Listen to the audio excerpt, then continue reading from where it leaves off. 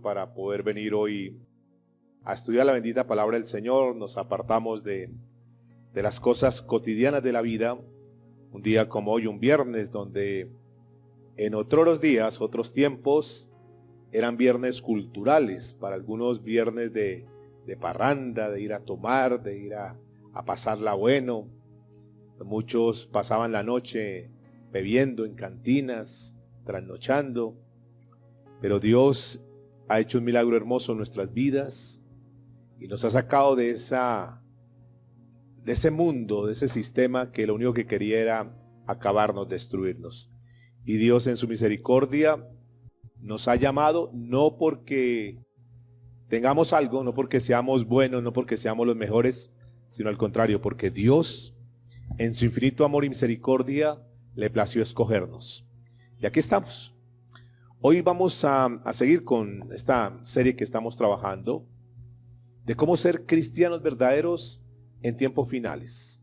Estos tiempos que son difíciles. Y hoy vamos a tocar un tema que está en el libro de Hechos de los Apóstoles, capítulo 2. Quiero invitarles que abran su Biblia y que me acompañen. Estamos compartiendo unos temas que tienen ese enfoque de aprender a cómo ser esos cristianos verdaderos, genuinos. Cómo ser cristianos de verdad en estos tiempos finales. Y el tema que quiero compartir con ustedes hoy es volviendo al fundamento. Volviendo al fundamento. Es necesario, amados, que volvamos a rescatar esos valores iniciales, esos valores primeros de esa iglesia primitiva y examinarnos nosotros cómo estamos. Y preparando este mensaje pude notar que estamos muy distantes de lo que el Señor planeó desde el principio. Yo creo que Dios tuvo esa iglesia hermosa, esa iglesia que encontramos en Hechos de los Apóstoles, y que es la misma iglesia que el Señor quiere ahorita, porque es una iglesia que está completamente desvirtuada del propósito central. Y vamos a mirar una parte de lo que dice la Escritura de cómo era esa iglesia, cómo podemos nosotros, Hechos capítulo 2, cómo podemos nosotros acercarnos un poco más. Y este es el objetivo, digamos que es el punto de referencia para nosotros. Hechos de los Apóstoles a partir del capítulo, del verso 42 en adelante. Y dice la Escritura: y perseveraban en la doctrina de los apóstoles, en la comunión unos con otros, en el partimiento del pan y en las oraciones. Y sobrevino temor a toda persona, y muchas maravillas y señales eran hechas por los apóstoles. Verso 44. Todos los que habían creído estaban como juntos y tenían en común todas las cosas, y vendían sus propiedades y sus bienes y los repartían a todos según la necesidad de cada uno. Verso 46. Y perseveraban unánimes cada día, ¿en dónde? En el templo, y partiendo el pan, ¿en dónde? En las casas, comían juntos con alegría y sencillez de corazón. Verso 47. Alabando a Dios y teniendo favor con todo el pueblo. Y dice la Escritura: y el Señor, ¿qué? Añadía cada día a la iglesia los que habían de ser salvos. Noten que los apóstoles, que los discípulos, que esa iglesia que nació recién naciente, hacía su trabajo, hacía su labor, sembraba, hacía lo que correspondía, y Dios se encargaba de hacer el resto. Y pienso que esa es la iglesia que el Señor sueña para este tiempo.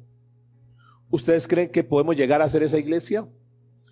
Y la respuesta es sí. Tal vez nos cuesta, claro, pero podemos ser.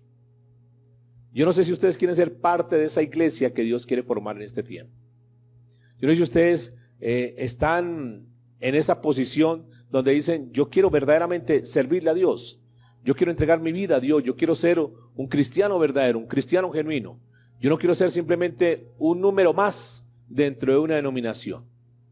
Y para ser verdaderos cristianos en estos tiempos finales es necesario es preciso seguir el modelo, porque lo tenemos el modelo. Bien que no supiéramos, bien que estuviéramos dando palos de ciego, que no sabemos para dónde vamos, pero no es así, porque la Biblia nos muestra el modelo de estos hombres, qué actividades, qué hacían ellos, cómo era su carácter, cómo era su forma de ser, a qué se dedicaban ellos, cuál era su centro en la vida. Y estos apóstoles, estos discípulos, estos aprendices, siguieron las pisadas del maestro de Jesús.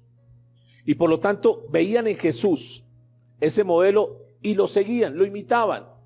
Nosotros también lo podemos hacer. Jesús vino, y ustedes saben que cuando Jesús vino estaban todas las religiones, como hoy en día hay cantidad de religiones, y Jesús no vino a competir con ninguna de esas religiones. Jesús no vino a decir, bueno, yo vengo a establecer una nueva religión, para nada. Porque eso no era el interés de Jesús. Porque el cristianismo no compite con ninguna religión. Y Jesús no vino a competir con ningún líder. A decir, bueno, ustedes tienen su líder, pero yo vengo a ser otro líder. No, Jesús no vino a hacer eso. Jesús es completamente diferente. Él está completamente apartado de la religión. Y es lo que vamos a estar estudiando. Mire por favor, 1 Corintios, carta del apóstol Pablo a los Corintios, capítulo 15, versículo 49. Escuchen que lo que se necesita hoy en día es enseñar y aprender la persona de Jesús y plasmar en los corazones y en las mentes, que es mi oficio, que es lo que yo quiero centrarme por lo menos con este grupo de caballeros que nos reunimos acá. Es que verdaderamente nosotros podamos plasmar la imagen de Cristo. Esos Cristos pequeños que hemos hablado. Que hay que hacer un trabajo, sí. Y el apóstol Pablo, escúcheme, que nos muestra cómo el Señor le da una oportunidad al hombre para ser restaurado, para ser parecido a Cristo, para ser cambiado, ser transformado, y que independiente de cómo éramos, el Señor nos pone ese modelo. 1 Corintios capítulo 15, verso 49. Y así como hemos traído la imagen del terrenal, traeremos también la imagen del celestial. Escuche Pablo cómo está diciendo, así como nosotros nos podemos parecer a nuestros padres terrenales, así como traemos algunos rasgos de nuestros padres, así como nuestros hijos como que arrastran unos rasgos nuestros, así también nosotros, dice la Escritura, traeremos también la imagen de ¿quién? Del celestial. Es decir, lo que Pablo dice es que así como físicamente, como naturalmente, humanamente, nos podemos parecer a nuestros ancestros, también en lo espiritual tenemos que tener unos rasgos que nos hagan parecidos a Cristo Jesús. Y aquí cabe una pregunta para nosotros. ¿Será que en este tiempo tendrán los líderes una preocupación por enseñar lo mismo que Cristo enseñaba? ¿Será que los líderes, las iglesias, los pastores y las personas que manejan multitudes, será que tienen algún interés que la gente se parezca a Cristo? ¿O será que ellos están persiguiendo otras cosas? ¿Será que están detrás de otras cosas? ¿Será que están más detrás de tener una fama, un prestigio, un reconocimiento? ¿Será que están más detrás de conseguir fortunas, de abusar económicamente de la gente? Pero van dejando a un lado las cosas de Dios. Ahora, ¿por qué yo digo que Jesús no vino a competir con nadie, ni Jesús vino a ser un líder más, un modelo más? ¿Por qué yo digo que Jesús vino a ser diferente a los demás? Y lo encuentro por algo que es muy sencillo. ¿Qué creen ustedes que fue lo que marcó la diferencia en Jesús? ¿Qué creen ustedes? ¿Qué fue lo que hizo que Jesús fuera diferente?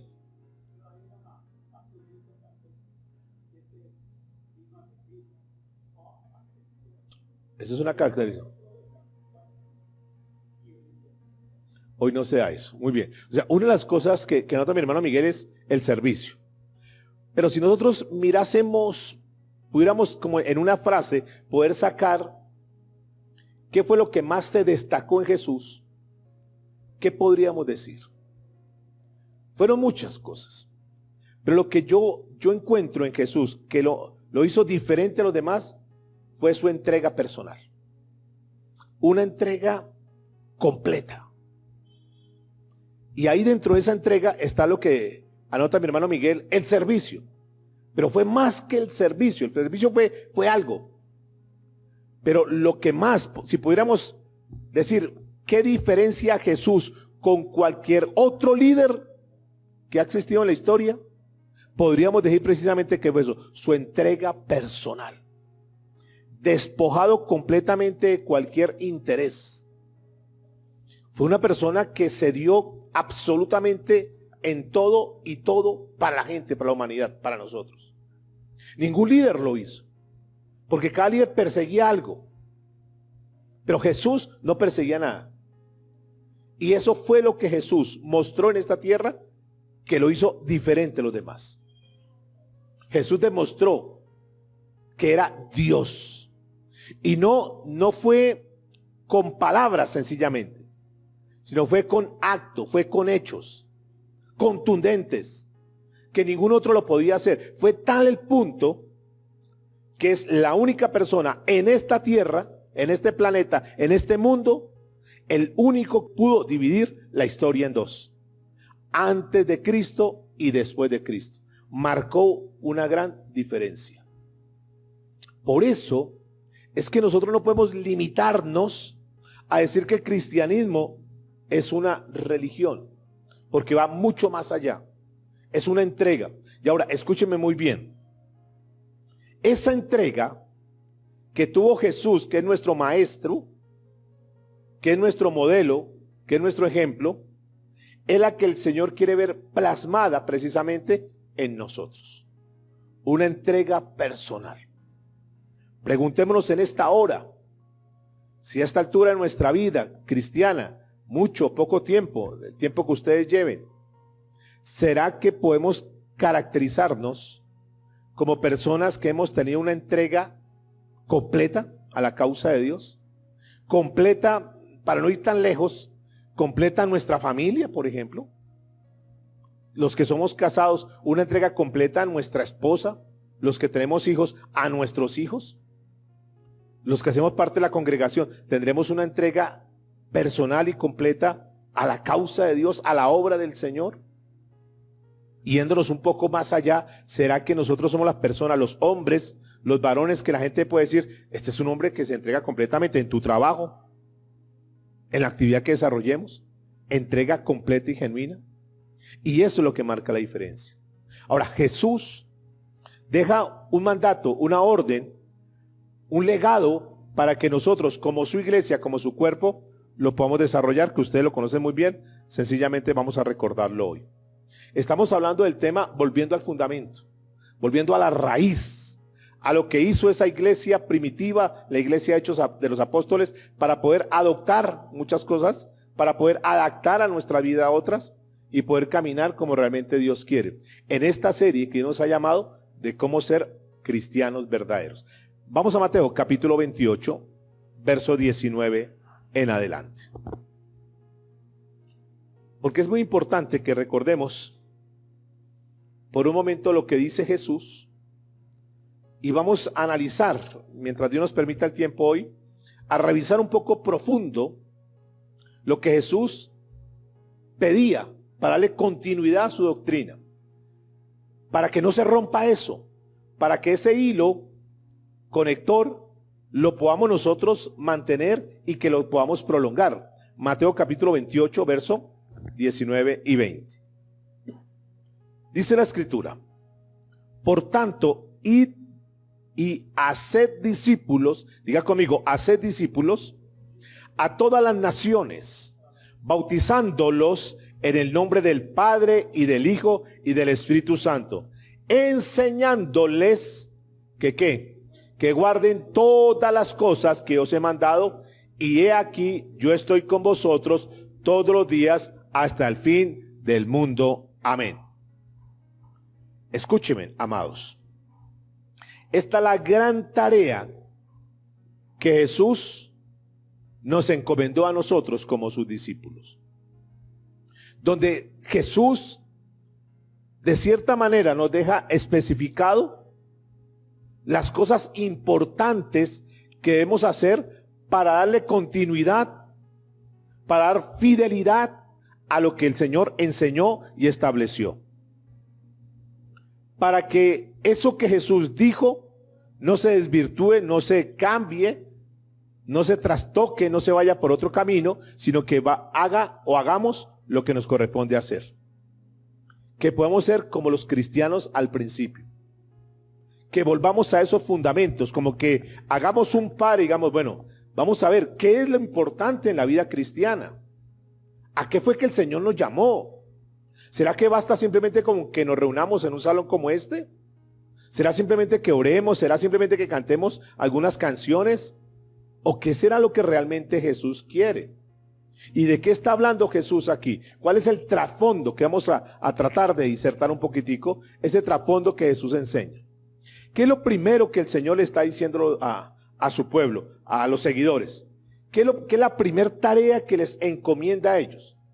¿Sí la logran captar ahí en ese pasaje? ¿Qué es lo primero? Haced discípulos a todas las naciones. ¿Qué es lo segundo que encontramos ahí? Número 1, hacer discípulos. Número 2, ¿qué más dice? Bautizándolos, muy bien. O sea, hacer discípulos, bautizarlos y por último, ¿qué dice? Enseñándoles que ¿qué? Que guarden todas las cosas que Dios manda. 3 cosas está dejando aquí el Señor. Aquí 3 frases, mis amados, que encierran el deseo de Jesús para darle continuidad a través de sus discípulos. Y luego que esos discípulos hagan lo mismo y que lo deleguen a otros. Y que pueda pasar de generación en generación. 3 cosas que son fundamentales en la gran tarea que el Señor nos dejó. Y estas palabras han sido tan profundas, han causado tanto impacto, que hasta el día de hoy nosotros estamos escuchando. Pero ¿qué está sucediendo hoy en día, en esos tiempos finales? Que esas palabras, esos mandatos, esas órdenes, ese fundamento, con el transcurrir de los años, se han venido alterando, se han venido diluyendo. Vamos a analizar ese primero, que es que hacer discípulos, hacer discípulos. ¿Sabe usted qué es la palabra hacer? ¿Qué será eso de hacer? Hacer. Hacer aquí enseña algo. No es del verbo yo hago, tú haces, él hace, nosotros hacemos. No, es mucho más profundo. Esta palabra hacer en el original se traduce como matricular. Matricular. Como cuando íbamos a matricular a nuestros hijos. ¿Qué hacíamos nosotros? ¿Alguno matriculó a sus hijos? Íbamos a ver los papeles, los requisitos y ahí firmábamos, queda mi hijo matriculado. Y yo respondo con todo lo que se necesite, la pensión, todo lo que requieran. Aquí estoy yo como papá, aquí mi hijo queda matriculado y este año va a estar estudiando. Bien, eso es matricular. En otras palabras, el Señor dice que vayamos y los matriculemos como alumnos a esas personas. Es decir, no es simplemente, con todo el respeto que es válido y tiene muchísimo valor, no es simplemente ir a entregar un tratado, eso está muy bien. Pero es que el mandato es mucho más allá. No es simplemente entregar un tratado y mira, a ver, no, es que nuestra labor es que aquella persona que le compartimos, ¿qué tenemos que hacer entonces? Hacerle seguimiento, matricularlos y ahí está. Y lo mismo pasa con nuestros hijos o no. Yo no simplemente voy y lo matriculo, algunos padres lo hacen y eso. Algunos van y firman nomás la matrícula y nunca más aparece. Otros ni firman la matrícula. Pero el padre responsable, nosotros como padres responsables, ¿qué hacemos? Le hacemos un seguimiento a nuestros hijos. ¿Cómo va? ¿Cómo van las tareas? ¿Qué ha pasado? ¿Cómo van las actividades? ¿Qué han hecho? ¿Qué has aprendido? Déjame ver qué has aprendido. Muéstrate ayuda a hacer esta tarea que a veces el hijo no entiende. Pues a eso se hace referencia al Señor cuando dice que hagamos discípulos. Matricular, no solamente que ahí se lo dejo, porque así ahí se lo dejo, profesora, rector, ahí le dejo a mi hijo, mira a ver cómo le va con él. No, hay una responsabilidad que nos compete y de eso está hablando el Señor. Matricúlelos como alumnos. ¿A quién? ¿A uno, a dos? A todas las naciones. Si notan que Dios va más allá de solamente hablarle a la gente, que eso es importante, hablarle a la gente. Dígale que está ahí a su vecino, dígale, hay que ser matriculados. Y que sean discípulos para ser enseñados. O sea, a la gente hay que enseñarle. Si no solamente mandarlo a la iglesia, mira, hay una reunión, vaya a la iglesia, va mucho más allá. Y fíjense que la Biblia es un libro donde hay que aprenderle muchísimas cosas. Yo no sé si usted lo ha notado, pero podemos tocar este pasaje hoy, mañana tocamos el mismo pasaje y hay otra enseñanza, dentro de 15 días tocamos el mismo pasaje y hay otra enseñanza. Es una enseñanza inagotable. Hay que enseñarle a la gente, hay que matricularlos, hay que hacer un seguimiento. Pero lo segundo que Jesús dijo es que hay que ¿qué? Bautizarlos. ¿Y qué es la palabra bautizarlos? ¿Qué es bautizar? En términos de palabra, definición. Sumergir. La mejor definición de bautizar es ¿qué? Sumergir. Sumergir. Entonces, ¿qué nos enseña esto? Y ese sumergir representa un símbolo. ¿Qué será el símbolo que representa cuando una persona se bautiza? ¿Qué es lo que la persona, cuando dice, pastor, yo me quiero bautizar, qué es lo que esa persona va a hacer? ¿Qué representa eso? ¿Qué es lo que va a demostrar? ¿Qué es lo que va a evidenciar a los demás? Esa persona cuando se bautiza es porque está mostrándole a los demás, pero sobre todo a Dios, le está diciendo, Señor, yo me quiero comprometer contigo. Es decir, yo ya hice lo que tenía que hacer, cometí los errores habidos y por haber, pero Señor, yo hoy tomo una decisión de dejar mi vida pasada y resurgir para una nueva vida contigo, Señor. Aquí estoy, cuenta conmigo. Y hay un grupo de personas, algunos de ellos familiares, donde públicamente les digo, yo no me avergüenzo de las cosas de Dios. Y aquí delante de ustedes me comprometo con Dios para comenzar una nueva vida. Me sumerjo y hay un simbolismo que cuando yo me sumerjo es como si dejara toda mi vida pasada y cuando me levanto soy una nueva persona en Cristo Jesús. A eso es. Que una persona tome la decisión de decir, ya me cansé, me harté de la vida disoluta que tengo, vida pecaminosa, vida de apariencia, de fachada, y yo quiero comprometerme verdaderamente con Cristo. Aquí estoy, Señor. Cuente conmigo. Pero no es de palabras, no es simplemente para que le entreguen un diploma, para la foto y eso, no, es un compromiso personal. Y entonces lo que el Señor está diciendo, dos cosas. Número uno, ¿cuál es, Manuelito? La primera, ¿cuál es? Vaya, matricúlelos, que aprendan, que conozcan la parte bíblica, que aprendan mandatos, que aprendan la Biblia, que aprendan a orar, que aprendan a hacer su devocional, que aprendan los fundamentos básicos, el ABC de la vida cristiana. Eso es importante. Pero también, cuando ya conozcan la palabra de Dios, que ellos adquieran un compromiso y que digan, aquí estoy, Señor, yo quiero servirte. Pero lo tercero que nos dice, ¿qué es? Enseñándoles que ¿qué? Que guarden todas las cosas que os he mandado. ¿Y qué es guardar aquí? ¿Qué será guardar? ¿De coger la Biblia y guardarla ahí en un cajón del closet? ¿Qué será guardar? Hay muchas definiciones, vamos a profundizar un poco. La tenemos como obedecer. El original de esta palabra, guardar, es la palabra tereo en griego. Y esa palabra tereo quiere decir, número uno, cumplir. ¿Cumplir qué? La palabra. Pero también habla de vigilar. Vigilar. De cuidar. Cuidar. Es decir, esto que tú tienes, esto que estamos recibiendo, lo tenemos que ¿qué? Guardar, cuidar, vigilar. Otra definición es mantener el ojo sobre. Ahí, pendientes. Custodiar. Custodiar. Entonces, ¿qué dijo Jesús? Cuando digo, enséñeles que ¿qué? Que guarden, que custodien, que estén pendientes, que esto que les estoy enseñando no lo dejen escapar. Le pongan el ojo ahí, estén muy atentos. Que cuiden las cosas que les son enseñadas. Que su tiempo y mi tiempo vale.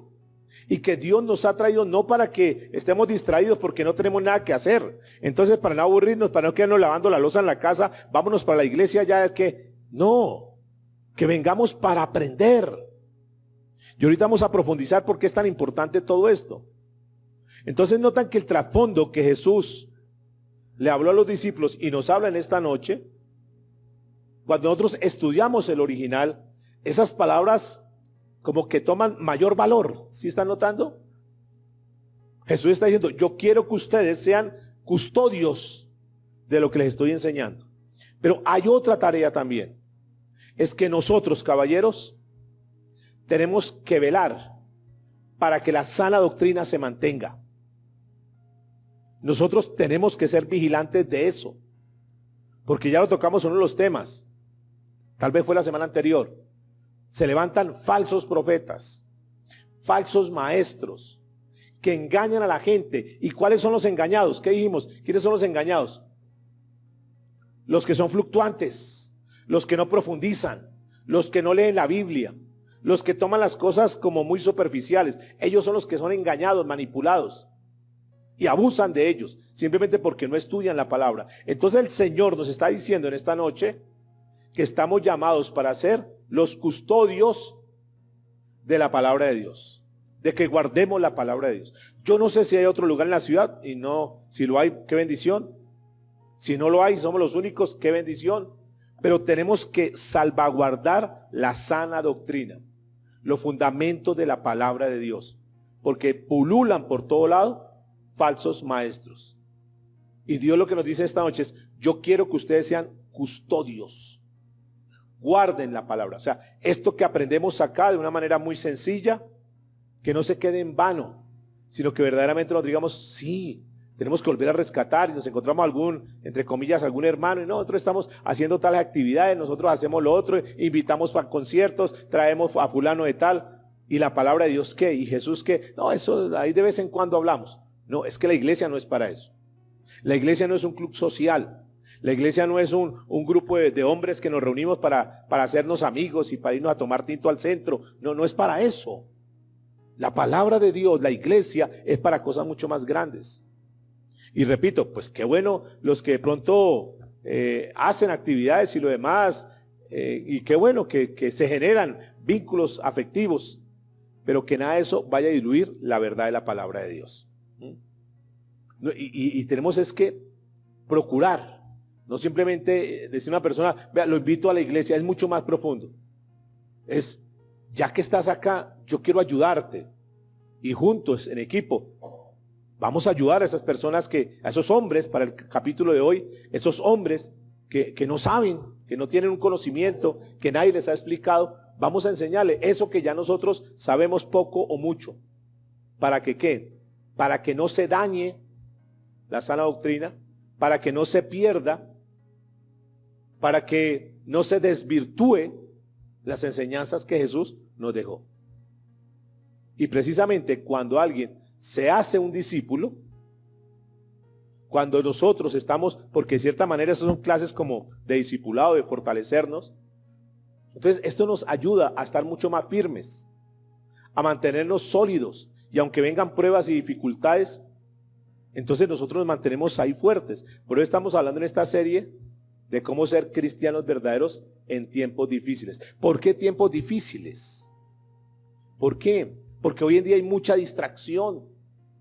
Porque hoy en día los medios de comunicación, las redes sociales, buscan ocupar los tiempos.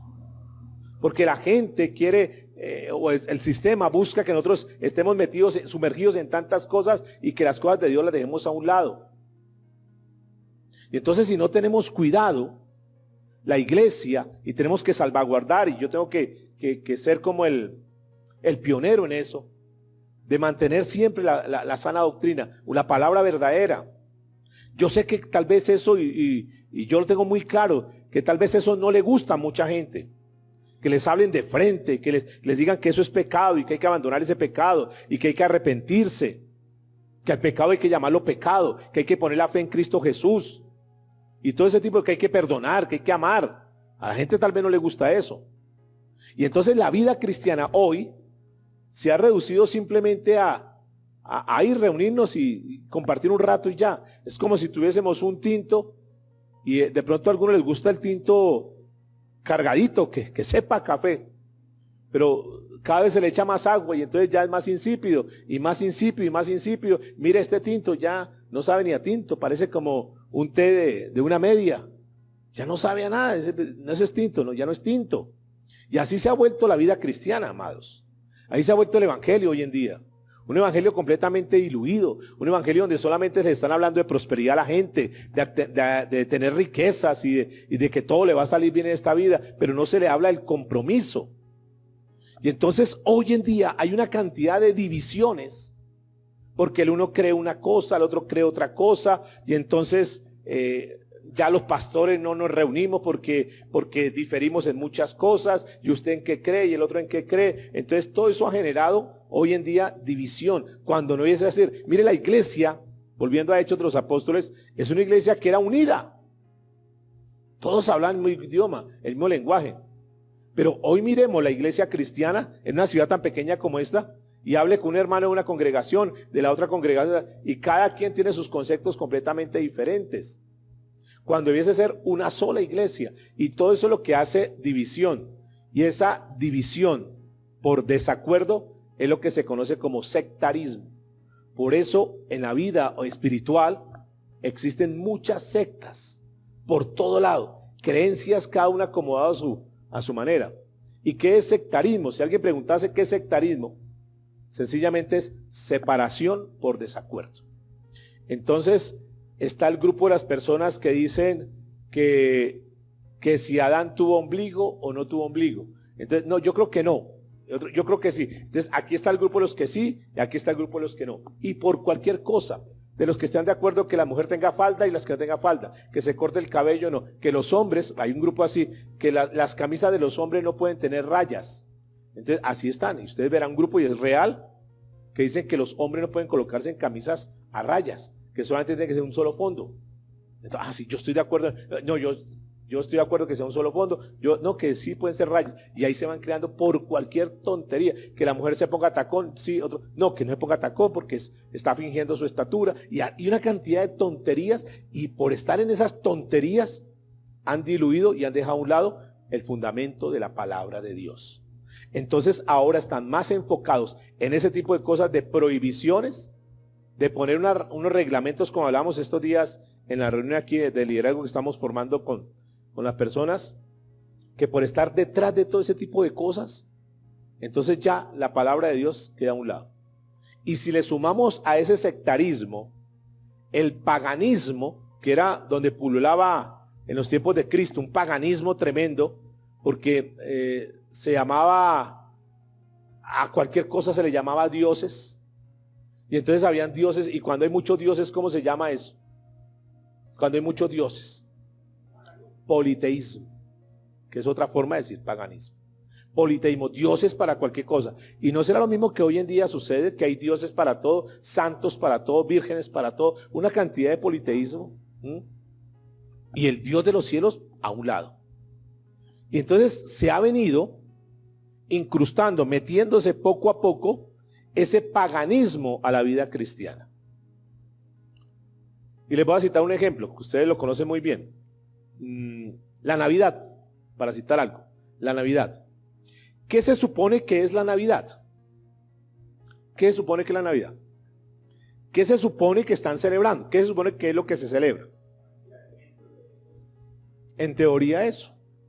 Pero salgamos a preguntarle a las personas, para ellos, ¿qué es la Navidad? ¿Y qué vamos a encontrar como respuesta? No, es que Santa Claus. No, la Navidad para ellos es ¿qué? Es un tiempo de diversión, tiempo de vacaciones, tiempo de regalos, tiempo de estrenes, tiempo de pasear, ¿verdad? Tiempo de comida, de bebida, tiempo de farra. Y una cantidad de cosas que no tiene absolutamente nada que ver con el origen por el cual se creó. Tal vez al principio, cuando se estableció ese día, ese 25 de diciembre, que en primera instancia no creemos que Jesús haya nacido el 25 de diciembre, pero pues no es el tema de discusión, si nació el 25 o no nació el 25, lo único cierto es que Él nació y un día tendremos la oportunidad de estar con Jesús y preguntarle, oye Jesús, ¿realmente cuándo fue que nació? Y ahí saldremos de esa duda. Creemos que no fue el 25 de diciembre, aunque esas personas, escúcheme, tal vez lo comenzaron haciendo con una buena razón, con una buena causa, una buena intención, para celebrar el cumpleaños de Jesús. Suena bonito, ¿verdad? Otros dicen, no, es que la celebración del solsticio, bueno, y una cantidad de cosas que sean. Pero lo único cierto es que eso que aparentemente era algo espiritual, hoy en día no tiene absolutamente nada de espiritual. Material completamente. Paganismo completamente. ¿Ven? A eso es que me refiero. A esas cosas que se van diluyendo poco a poco hasta que se van saliendo del origen. Y muchas de esas cosas hoy se ven en la iglesia. Conceptos que tendrían que ser fundamentales, pero que se le ha metido paganismo, idolatría y una cantidad de cosas y ya termina dejando completamente desvirtuado. Y eso es lo que nos habla la Biblia aquí en Hechos de los Apóstoles, capítulo 2. Cuando uno mira esto, ¿cuáles fueron las enseñanzas? ¿Qué fue lo que estos discípulos enseñaron? ¿Qué fue en lo que ellos se enfocaron? Porque si uno mira, escúcheme, si uno mira la vida cristiana, ¿usted cree que la vida cristiana es fácil o difícil? ¿Qué creen ustedes? ¿Difícil?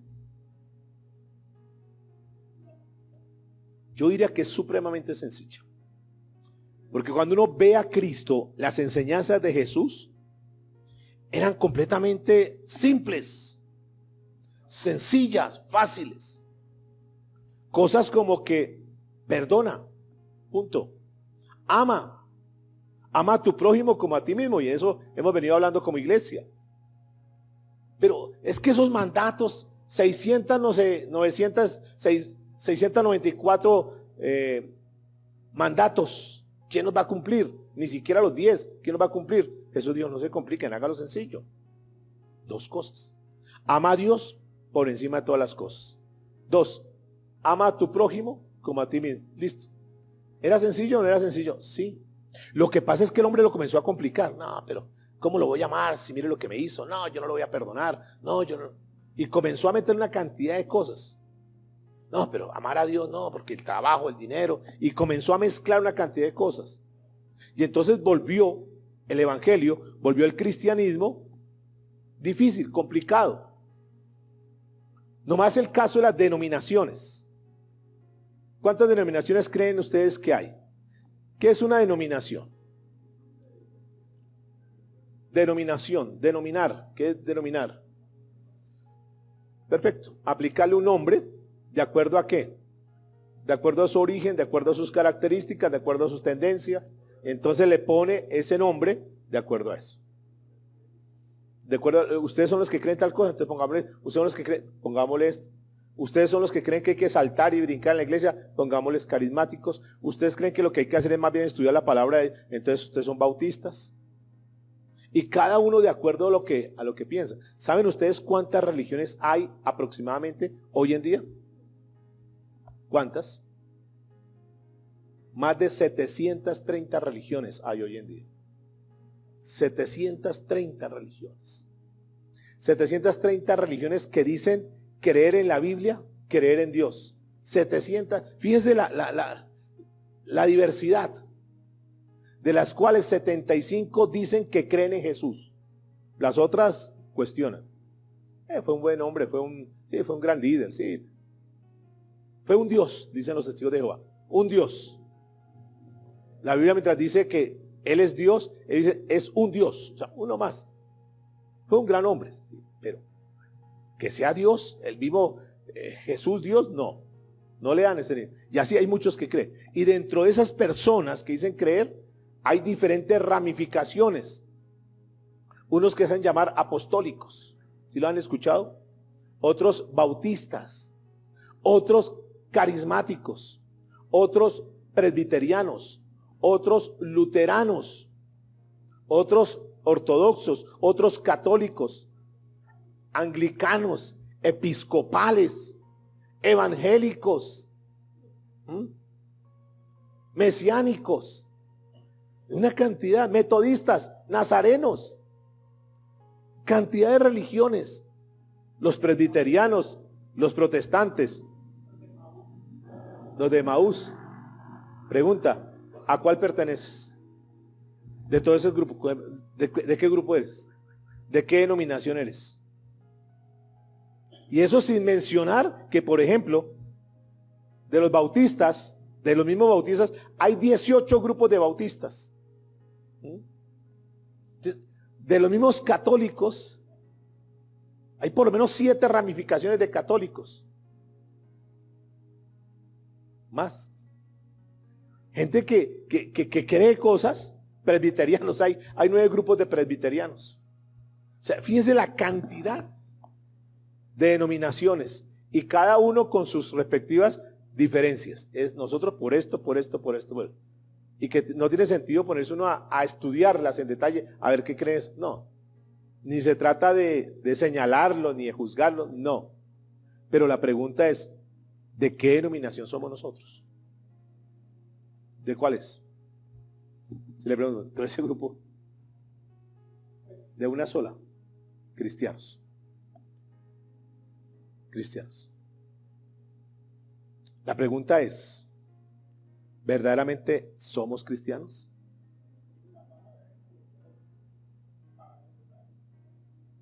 ¿A dónde lo llamaron cristianos? Ya lo estudiamos. ¿A dónde lo llamaron cristianos a ellos? Que le pusieron esa denominación por sus características, sus rasgos, su comportamiento, entonces lo llamaron cristianos. ¿Dónde fue eso? ¿En dónde? En Antioquía, por primera vez lo llamaron cristianos. ¿Por qué lo llamaron? Porque se comportaban igual que Cristo. Porque hacían lo mismo de Cristo. ¿Y qué hacía Cristo? Ya lo vimos al principio. ¿Qué hacía? ¿Qué hizo Cristo? ¿A qué vino Cristo? ¿Qué lo diferenció del otro líder? Ya lo miramos. Su entrega total. Entonces, ¿por qué lo llamaron cristianos? Porque ellos, al igual que su maestro Jesús, también daban su vida por la causa. Y no les importaba. ¿Tengo que morir? No importa.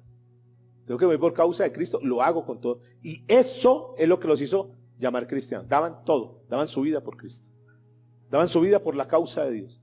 Su vida por causa de los demás. Y no les importaba que los persiguieran. La pregunta es, ¿estamos en ese nivel? ¿Cierto que nos falta? Y podemos examinarnos, revisarnos. Si nosotros, ese título de cristianos, si realmente nos identificamos, si lo cumplimos, o nos queda grande, pequeños cristos. ¿O será que somos simplemente bautistas o presbiterianos? Alguien me preguntó hace poquito, una persona, ¿qué pasa? Es que ustedes son ¿qué? Ustedes son luteranos, ustedes son calvinistas, somos cristianos. ¿Pero cómo así cristianos? Cristianos, o sea, ¿y cuál es su cobertura, pastor? Porque Cristo. Pero no es que tiene que haber una cobertura. Cristo. Cristo.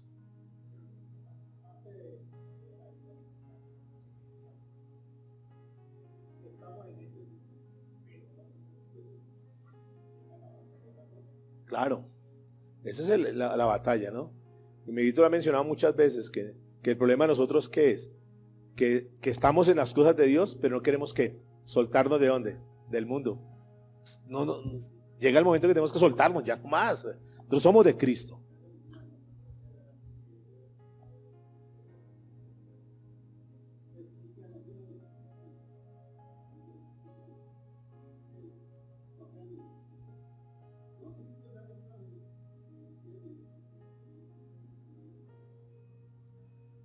Sino que va mucho más allá, ¿no? Acuérdense que ese creer, porque hay unos que tienen el creer de los demonios, porque los demonios también creen en Jesucristo. Pero lo que marca la diferencia entre la fe de los demonios y la fe de un cristiano, ¿cuál es? ¿En qué marca, en qué estriba esa diferencia? Porque ambos creen. Los demonios creen y tiemblan. Nosotros también creemos. Pero ¿cuál es la diferencia? La diferencia es obediencia. Porque pueden creer, pero si no obedecen, que es la fe de los demonios. Creen en Jesús, saben que es Jesús, pero no lo obedecen. Y entonces nosotros cuando decimos que creemos en Jesús y no lo obedecemos, es como si tuviéramos la fe diabólica. Y hay que tener cuidado en eso. No, yo creo en Jesús. No, yo soy cristiano porque creo en Jesús. No, ¿qué tipo de creencia? Es creerle, lo que ya tocamos en algún tema acá, es creerle a Dios, es obedecerle a Dios, es jugárnosla toda con Dios. Volvamos a Hechos de los Apóstoles, capítulo 2, verso 42.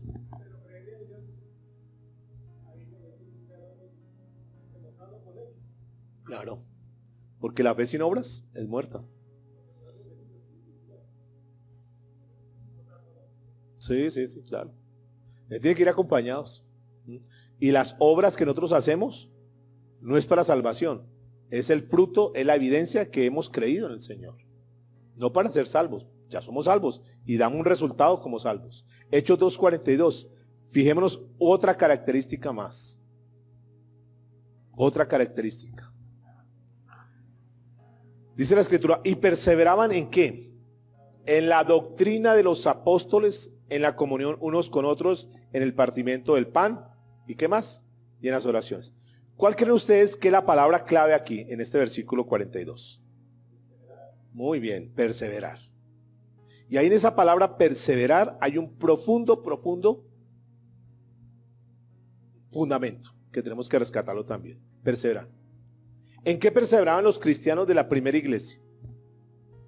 ¿En qué perseveraban? Bueno, ¿qué es perseverar? Que es una de las actitudes que se resalta de esa iglesia, que tenemos que adoptarla. Tenemos que tomar. Perseverar. ¿Qué será perseverar? Es una palabra fuerte que está ahí, que es la que tenemos que...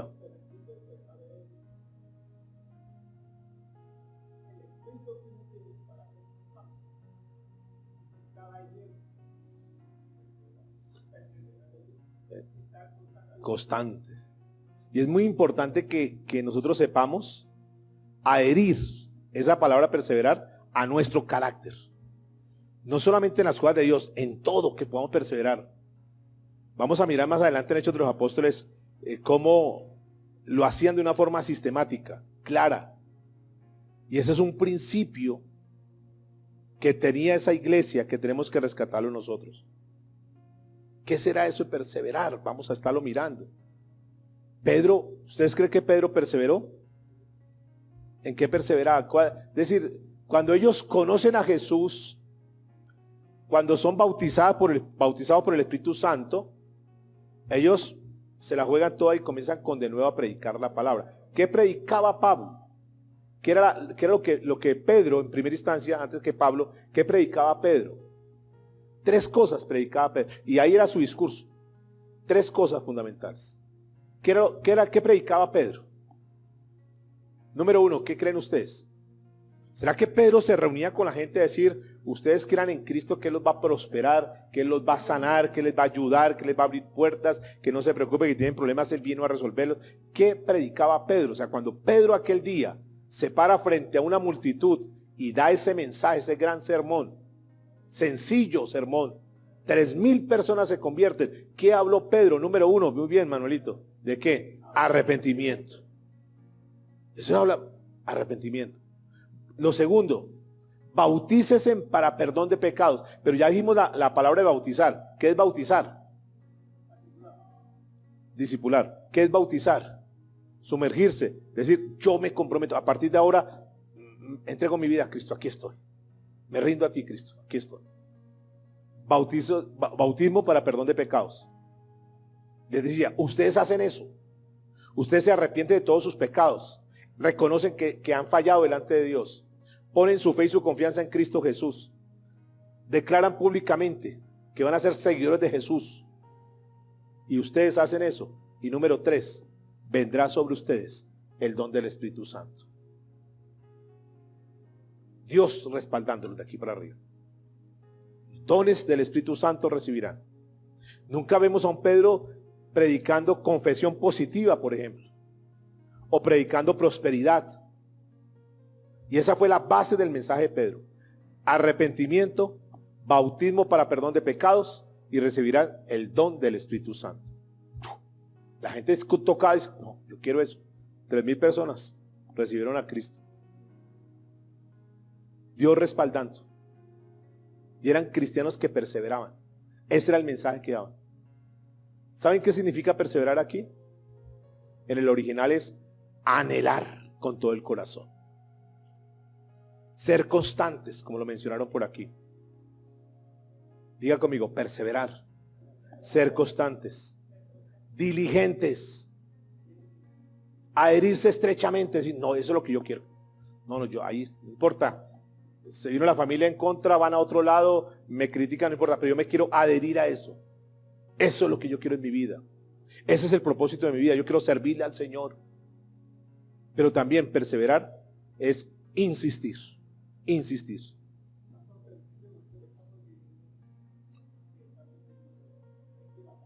Ajá. Claro. O sea, esa es la única carta de salvación. Completamente descarrilado. Peor. Cae a patas arriba este mundo. Pero ¿sabe cuál es el problema, Miguelito? Eso sí, así está el mundo. Y el problema es que los que tenemos que predicar la verdad, no la estamos predicando. Nos la pasamos distrayendo a la gente en eventos y en cositas ahí superficiales. En que todavía se le está enseñando a la gente de que todas las cosas del mundo son para usted. El mejor carro, confiese que eso va a ser suyo. Donde usted ponga sus manos, eso va a ser suyo. Súbase ese carro nuevo, vuélalo a nuevo y declare, ese carro es para mí, esto es para mí. La casa, usted se merece la mejor casa, la mejor ropa, porque usted es hijo del rey. Usted tiene que vestir de la mejor manera. Mire, estando en la situación que estamos, tiempos finales, todavía le están mostrando a la gente su enfoque en las cosas de este mundo, y la gente está mirando este mundo y se está olvidando de las cosas de arriba, que es lo importante. Y ellos, eso es algo importante que está aquí mencionando, ellos perseveraban en enseñar eso. Ahora, nosotros podemos decir, no, yo he perseverado. ¿Usted puede decir que ha perseverado? ¿Será que nosotros somos capaces de entregar la vida por causa de Cristo? Porque nosotros cuando tenemos algún problema, alguna dificultad, sacamos el pretexto para no buscar las cosas de Dios. Cualquier cosa, por sencilla que, no, yo no voy por esto, por lo otro, no, yo no busco, no, yo no oro. O sea, y decimos que perseveramos. Decimos que perseveramos porque no, yo sí persevero porque yo vengo con mi Biblia y a veces se burlan de mí y yo persevero hasta llegar a la casa con la Biblia. No, eso no es perseverar. No, yo persevero porque en el trabajo saben que soy cristiano y me señalan que soy cristiano y yo persevero y yo sigo trabajando ahí. Eso no es perseverar, eso es como ponerle ganas a la vida cristiana. Pero perseverar va mucho más allá, mucho más allá. Lucas capítulo 8, versículo 15. Escuche lo que dice el Señor Jesucristo en esa parábola que es muy conocida, la parábola del sembrador. Lucas 8, 15. Dice, mas la que cayó en buena tierra, estos son los que con corazón bueno y recto retienen la palabra oída y dan fruto ¿con qué? Ahí está la palabra, con perseverancia. ¿Saben qué es perseverancia aquí en este pasaje? Resisten, aguantan, con una actitud alegre, con gozo. Se quedan bajo esa presión, soportan pruebas, sufren. O sea, que es una persecución fuerte y tenemos que irnos preparando. Porque una de las características es que en los tiempos finales va a haber una persecución muy fuerte. Estamos muy todavía. Hay cositas, ya hay cositas por ahí. Ya hay conatos de cosas, pero uno la ve en la China, por ejemplo, que ya no se pueden reunir en un salón, ya no se pueden reunir. Ya hay algún tipo de presión. Aquí todavía no. Tenemos toda libertad. O quién le prohibió venir, o es que aquí no dejan entrar, o nos rompen los vidrios. No, todavía podemos predicar la palabra. Todavía tú puedes estar en tu trabajo, predicar la palabra. Llega el momento, si no estoy más allá, ya hay países donde no le dejan ni siquiera tener la Biblia electrónica. Prohibido. Nosotros todavía tenemos esa libertad. La pregunta es, cuando venga ese tipo de cosas, ¿vamos a perseverar? O simplemente tú dices, yo le he puesto ganas a la vida cristiana, pero no al punto de tener que morir por causa de Cristo. Ese es un punto que tenemos que entrar a revisar. Pero esta gente perseveraba. Estaban ahí. Y no importaba que los mataran. A ustedes los cristianos los vamos a matar. Máteme. Máteme, no tengo ningún problema.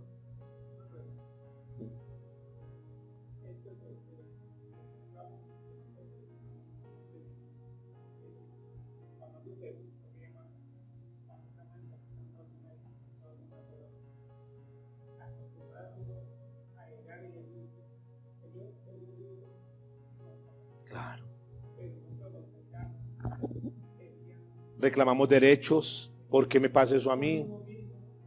Entre más busco de Dios, mire lo que está pasando. Y tengo un amigo que dice, no, es que yo voy a la iglesia, yo iba a la iglesia, pero la verdad yo veo que otros que no van a la iglesia les va mejor. Entonces, o sea, ¿yo para qué sigo yendo a la iglesia?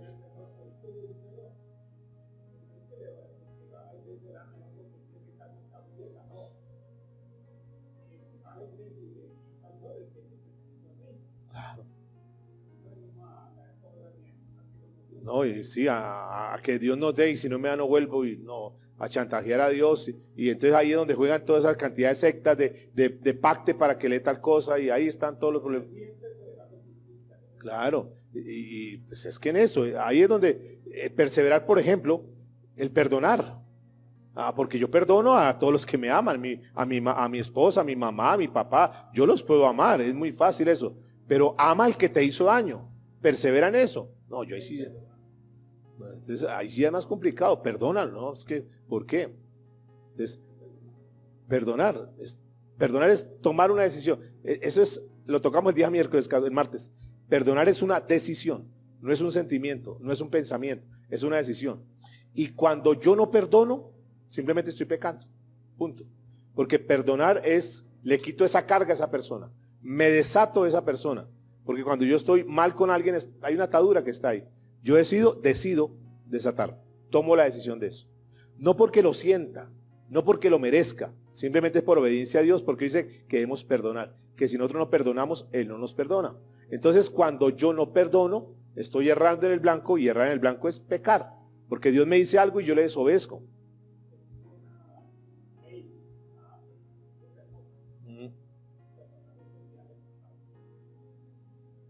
Pero es un perdón como el de Dios, ¿no? Es un perdón y olvido. Pero no es el perdón que muchos tienen. Yo lo perdono, pero no olvido. No, es hecho a lo profundo, Miqueas, hecho a lo profundo de la mar, y nunca más hago memoria de eso. Hechos de los Apóstoles, capítulo 6, verso 8. Vamos a mirar, para terminar hoy, en este personaje, que no solamente le puso ganas, sino que perseveró. Perseverar, ya dijimos, mantenerse, resistir, aguantar con una actitud alegre, quedarse bajo esa presión, soportar, sufrir. Eso es perseverar. Hechos capítulo 6, verso 8. Y Esteban, lleno de ¿qué? De gracia y de poder, hacía ¿qué? Grandes prodigios y señales entre el pueblo. Era un hombre ungido, noten. Estaba apasionado por las cosas de Dios. Dice el verso 9, entonces se levantaron unos de la sinagoga llamados los ¿qué? Libertos, son los libertinos. ¿Libertinos quién era? Sin freno, hacían lo que querían, lo que se les antojaba, nadie los frenaba. Unos rebeldes. Y de los de Cirene, de Alejandría, de Cilicia y de Asia, disputando con Esteban, disputando argumentos. Pero ustedes, ¿por qué tal cosa? Tú, por esto. Y ustedes tal cosa, por esto. Y ustedes tal, por esto. Y estaban discutiendo. O sea, ellos tratando de hacer caer a Esteban, de ridiculizar a Esteban delante de la gente. Y Esteban, lleno del poder de Dios, lleno de la sabiduría de Dios, con el respaldo de Dios, les contestaba todo lo que le decían. Y eso los enfurecía más. Y escuche lo que dice. Y los de Cirene de Alejandría, verso 10. Pero no podían resistir ¿a qué? A la sabiduría, y ¿a qué más? Y al espíritu con que hablaba, o sea, Dios respaldando. No podían callar. No podían ponerse en contra de lo que él decía. Ese grupo de libertos. Imaginé todo lo que le podrían estar preguntando a Esteban. Y Esteban firme. No se achicopalaba, no se achantaba. Porque estaba ¿qué? Con el poder de Dios. Dios lo estaba respaldando ante esa gente libertina. Y Esteban ahí, en medio de esa prueba, atacado por todo lado. Y que desistió. No, yo como que mejor no. Esto como que está muy difícil. No, firme, perseverante. Y venían cosas muy difíciles. Dice el versículo de Hechos 7, 57. En el capítulo 6 de Hechos, vemos que lo toman, arremeten contra Esteban, dice la escritura. Por todo el conocimiento que tenía. Entonces no se aguantaron más, no, este tipo no lo soportamos, porque hablaba con denuedo, con seguridad. Y lo llevan al concilio. Entonces Esteban está frente al concilio. Lo traen, mira, aquí está este hombre que está hablando más de la cuenta. Y Esteban no se achicopaló, no dejó perseverar. Uy, no, ya. Y aquí con el concilio, no, disculpen, no vuelvo a hablar. No, sí, qué pena, de pronto los molesté, qué pena, si los incomodé, no, tranquilos, no pasó nada, me voy. No, Esteban, firme, perseverante. Versículo 57, Hechos 7. Entonces ellos, dando grandes voces, se taparon los oídos. Esteban hablando de Cristo, hablando del arrepentimiento, hablando de las verdades, del pecado de la gente. Estos tipos no aguantaban, se tapaban los oídos y arremetían a una contra él. Verso 58. Y echándole fuera de la ciudad, ¿qué hicieron con él? Le apedrearon, y los testigos pusieron sus ropas a los pies de un joven llamado, ¿cómo? Saulo, que más adelante era el apóstol Pablo. Verso 59. Y apedreaban a Esteban mientras. ¿Qué hacía Esteban mientras lo estaban apedreando? Estaba renegando, estaba diciendo, ay, sí, ve, por meterme con las cosas de Dios, yo mejor me hubiera quedado en la casa quieto sin ningún problema, ahí estaría mejor. Mientras él invocaba y decía, Señor Jesús, recibe mi espíritu. Y puesto de rodillas, clamó a gran voz, Señor, no le tomes en cuenta este pecado. Y habiendo dicho esto, durmió. ¿Quién estaba hablando ahí? ¿Notan que son las mismas palabras de quién? De Jesús. Señor, perdónalos porque no saben lo que hacen. Esteban, o sea, un discípulo, las mismas palabras de Jesús, en situaciones apremiantes, situaciones duras, lo estaban apedreando, lo estaban matando. Eso no es que le estaban haciendo cosquillas, no, le estaban dando duro. Y sin embargo, él, un corazón limpio, sano, un corazón perseverante. Eso es una persona perseverante. No es simplemente ponerle ganas, porque para nosotros, no, yo vengo a todas las reuniones, qué bueno, pero eso va mucho más allá. Yo persevero porque predico. No, va mucho más allá. Es poder dar uno la vida por Cristo. Y a veces en esto pensamos, y hay un pasaje que viene a mi memoria, cuando hacemos lo que nos corresponde hacer y que sacamos pecho. Yo voy a todas las reuniones, yo ayudo, yo contribuyo en la obra de Dios, y entonces sacamos pecho. Y la Biblia dice que cuando hacemos lo que nos corresponde hacer, somos siervos ¿qué? Inútiles. O sea, si haciendo lo que nos toca hacer, somos inútiles, ¿cómo será cuando no hacemos lo que nos corresponde hacer? Si haciendo lo que es, cumpliendo en todo, somos inútiles, ¿cómo será los que no hacen lo que les corresponde? Entonces, esto es importante, amados, para que nosotros podamos entender eso. Y que ese fruto tiene que verse reflejado en nosotros. Que esta reunión, este tiempo que sacamos nosotros que dejamos nuestra actividad, nuestra familia para venir a reunirnos, tiene que dar fruto. Y si Dios nos permite, seguiremos adelante, perseverando. Con 2, 3, 4, 5, 10, 20. Aquí algunas personas se conectan y ven el video después. Seguiremos perseverando. ¿Por qué? Porque la idea es que de nuestra actitud, del fruto que demos, vamos a marcar generaciones. ¿Usted cree que eso marcó la generación de Esteban? Los que estaban allá, los que lo seguían, los otros discípulos. ¿Ustedes creen que cuando los otros que estaban ahí, cristianos también, vieron que mataron a Esteban, ¿ustedes qué creen que ellos hicieron? Al ver que el que hablaba de Cristo, mire cómo lo mataron, lo apedrearon. ¿Qué hicieron los que estaban al lado? ¿Será que se asustaron? Dijeron, no, esta vaina, eso nos van a matar, eso más bien, callémonos. Nada, bueno. Vamos al igual que Esteban, nuestro hermano Esteban, que lo mataron por causa de Cristo, aquí estoy yo también. Y si me han de matar, mátenme. Y a partir de la muerte de Esteban, se difundió el evangelio. Iban a ciudades, sin ningún miedo, sin ningún temor, muriendo por la causa de Cristo. Y les decían, los vamos a prender como antorchas. Y decían, préndanos, no tengo ningún problema. Préndanos como teas, pero nunca vamos a renunciar de Cristo. Y los vamos a lanzar a los leones, mátenme, mándenme. Si me van a mandar a los leones, de pronto el Señor viene y hace algún milagro y le cae la boca a los leones como pasó con Daniel, no se preocupen. Y si los leones nos comen, bien, buen provecho para los leones, pero nunca vamos a negar a Cristo Jesús. Perseveraban. Hechos 8:4. Pero los que fueron esparcidos, no dice que les dio miedo porque mataron a Esteban, no dice que se quedaron callados, no. Pero los que fueron esparcidos, noten que estamos en Hechos 8, después de la muerte de Esteban. Hechos 8, pero los que fueron esparcidos iban por todas partes, ¿qué? Anunciando el evangelio. O sea, lo que hizo Esteban en lugar de intimidarlos, en lugar de asustarlos, los apasionó más. Bien, Esteban, eso es lo que hay que hacer. Qué bueno, Esteban. Un hombre de coraje, un hombre de verdad, un cristiano que perseveró. Que la gente pueda decir, qué bueno. Que provoquemos pasión a la gente, pasión a nuestros hijos, pasión a nuestra esposa, a nuestros familiares, que nos vean como cristianos de verdad, no es cristianos de chocolate, que cualquier cosa nos derretimos. No, de verdad metidos con Dios. Y como tocaba Miguelito también ahorita, que hay pruebas, que hay dificultades, que se ponen duros los momentos, que nos vea nuestra familia ahí de rodillas clamándole al Señor. Hijo, hija, sí hay problemas y dificultades, pero tenemos un Dios grande y vamos a orar y vamos a meternos con Dios. Eso no es ponernos a llorar ni dar lástima con los demás, a ver, ay, ayúdeme, colabóreme. No, metámonos con Dios, tenemos un Dios grande y poderoso. Ya lo tocamos aquí en el tema de varones. Tenemos el Dios eterno, el Dios soberano. El Dios que es, ¿qué dijimos? Altísimo, por encima de todo lo que pueda haber. Ese es el Dios que tenemos. Y termino con lo que dice el versículo 5, estamos en Hechos 8, versículo 5. Entonces Felipe, otro que vio lo que pasó con Esteban, otro que no se asustó, otro que quedó impactado con el testimonio de Esteban. Entonces Felipe, descendiendo a la ciudad de Samaria, les predicaba ¿a quién? A Cristo. ¿Y qué dice la escritura? Verso 6. Y la gente unánime escuchaba atentamente las cosas que decía Felipe, oyendo y viendo las señales que hacía.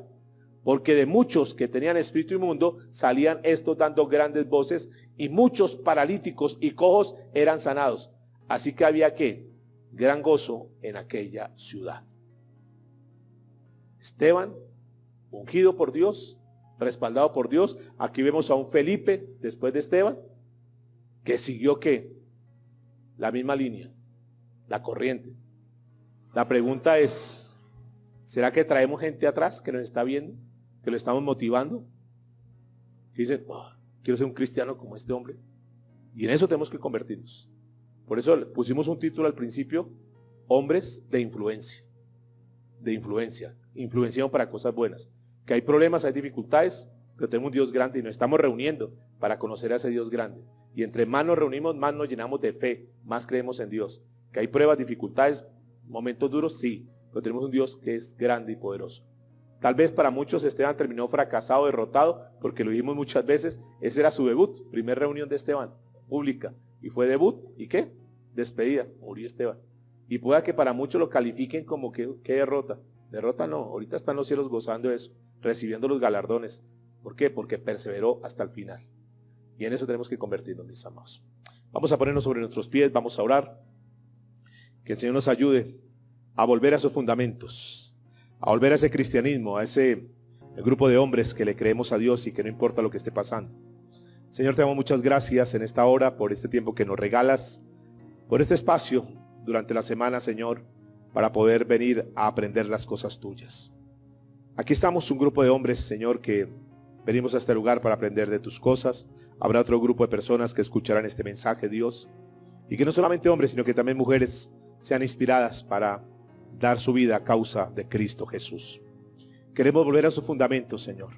No queremos tener un evangelio diluido, un evangelio superficial, que nos toque la emoción. Queremos vivir ese evangelio de verdad, Señor, y ser hombres verdaderos en tiempos de crisis, en tiempos finales. Aquí es cuando se precisa de esos hombres que le creen a Dios en medio de las angustias, de los momentos difíciles, Señor. Aquí hay un puñado, Señor, hay un remanente de hombres que han creído en ti, Señor, que hemos creído en ti y queremos perseverar, pero como lo hizo Cristo, dando su vida, dando todo, Señor, no simplemente de nombre, no simplemente de título, sino Jesús se caracterizó por ser aquella persona que dio todo, aquel que no escatimó absolutamente nada por causa de la tarea que tú le encomendaste en esta tierra, Señor. Cuando decimos que somos cristianos, decimos que no pertenecemos a ningún tipo de denominación. Decimos que nuestro nombre es cristiano, parecernos más a Cristo, Dios. Somos conscientes, Dios, a esta altura de nuestra vida, que aún nos falta mucho, Dios. Pero aquí estamos. Queremos seguir creyendo en ti. Queremos seguir acortando esa brecha, Señor. Y que un día verdaderamente podamos tomar ese carácter tuyo, Señor, para nuestra vida. Plasmar tu imagen, Señor. Que seamos como aquellas monedas que se acuñan, que se refleje, Señor, la imagen tuya en nuestras vidas, Padre. Bendice a cada uno de esos caballeros que han venido, a los que están aquí, Señor, a los que se conectarán, escucharán este mensaje, que la palabra tuya, Señor, entre a sus corazones y que nos convierta en verdaderos cristianos en tiempos difíciles, Señor. Gracias, Dios, por enseñarnos a volver a los fundamentos tuyos. Te amo, muchas gracias en Cristo Jesús. Amén y amén.